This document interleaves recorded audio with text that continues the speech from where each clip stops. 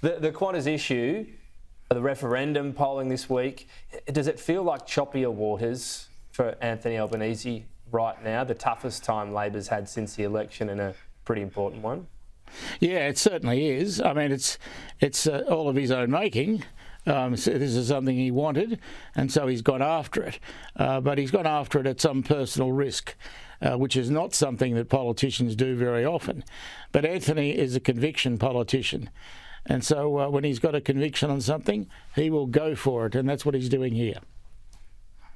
Yeah, look, at least he can say he tried. I think it could be interesting as to, if it fails, where the blame goes with the other question, it won't necessarily propel Peter Dutton to great heights if you look at the Teal seats, for example. But anyway, that's by the by. I guess what will matter a lot more to many people, not everyone, but many people, is how the economy's going.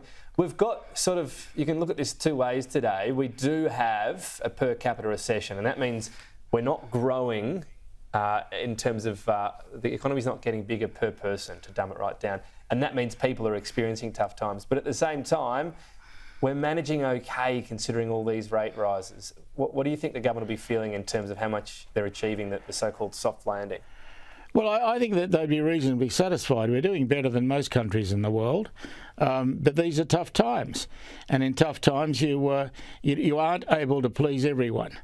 And as long as you understand that and don't try to, I think you can succeed, because you've got to make, in the end, a real virtue of what you're doing.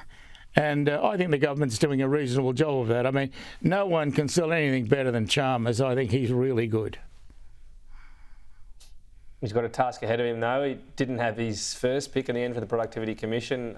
Look, that won't be one that really reverberates through the community, let's be honest. But that is a huge issue, productivity. I'm not sure Labor's spoken about how willing they are to really tackle it, because at the same time, businesses will say that there's more red tape that's coming into play via industrial relations changes. Yeah, well, I think you'd find what Labor's trying to do is duck the issue. If it's not favouring you, then you don't want to talk about it. You talk about everything else, and that's what Labor's doing at the moment.